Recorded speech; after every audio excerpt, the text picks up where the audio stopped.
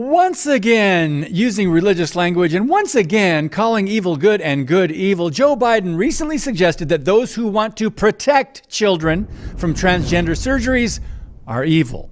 He said it's terrible, close to sin, as if he has any clue about God, sin, and morality. Now, in response, Florida Governor Ron DeSantis released a graphic video showing the gruesome effects of trans surgeries. Physical, emotional, financial, psychological damage the Biden administration calls a right. I'm David Fiorazo, and this is Christ and Culture.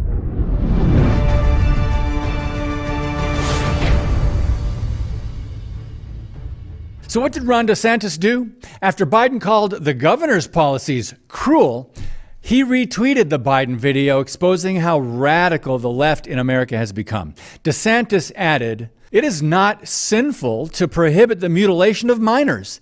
It is not acceptable for the federal government to mandate that procedures like sex change operations be allowed for kids."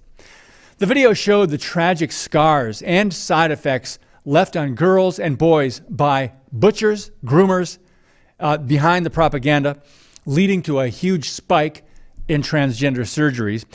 Recently, Florida House Bill 1421 states that a physician may not, this is the Florida bill, may not perform or provide gender clinical interventions to a minor, including sex reassignment surgeries or any other surgical procedures that alter primary or secondary sexual characteristics, and puberty blocking, hormone, and hormone antagonistic therapies. In the new approach by the Biden administration, the Biden Democrats, to maybe reach religious Americans who are ignorant of biblical teachings on sin, it seems clear they're pulling out all the stops in order to target those who oppose their extreme ideologies. David Clausen with Family Research Council's Center for Biblical Worldview said this: "Ironically, the Florida bill, not the president's position, is in line with historic Christian sexual ethics and a biblical understanding of sex and gender. The very first chapter in the Bible makes it clear that God's design for his image bearers is that we are born male and female, and that this design is good and ought to be acknowledged and embraced," end quote. And yet, some couldn't care less about truth, biology, or God's design. Democrats have definitely drawn a line in the sand, and this should be a top campaign issue leading up to the 2024 national elections. Now, on International Women's Day last week, First Lady Jill Biden and Secretary of State Antony Blinken gave out International Women of Courage Awards, and you guessed it, they presented one to a man. A biological male, named Alba Rueda, an LGBTQ activist from Argentina. Joe Biden proudly announced his support for federal legislation requiring states to allow hormone treatments and sex change operations for transgender kids. He said access to transgender medical procedures should qualify as a basic civil right. This is your government. Now, unfortunately for the delusion-driven reprobates on the left, we are now seeing more and more de-transitioners, full of regret and often serious medical or physical complications involved. American citizens who voted Democrat, you're complicit. The education system and many in the media, you're complicit. And doctors who perform the sex surgeries on healthy young boys and girls, you're also complicit.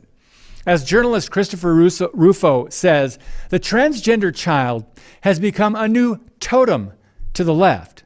Biden has it backwards because the reality is it's sinful to put kids on the path to permanent medicalization and irreversible surgeries. Rufo said this, quote, "We're castrating kids in service of a political ideology that uses them as totems to move humanity into the new left-wing metaphysics. It's something that we're going to see in the next few years yielding horrific consequences, dystopian consequences, because it's fundamentally at war with reality of the universe, the reality of human nature.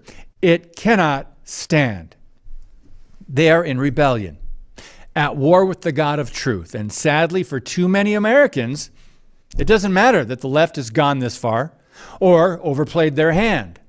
Just keep voting for whoever has a D in front of their name, right?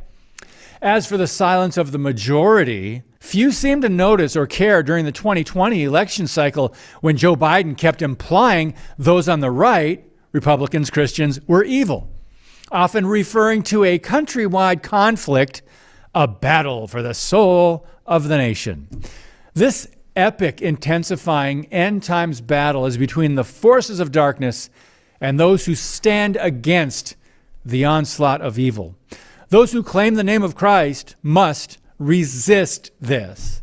Lives and souls truly are at stake. God bless you, and keep speaking the truth about things that matter.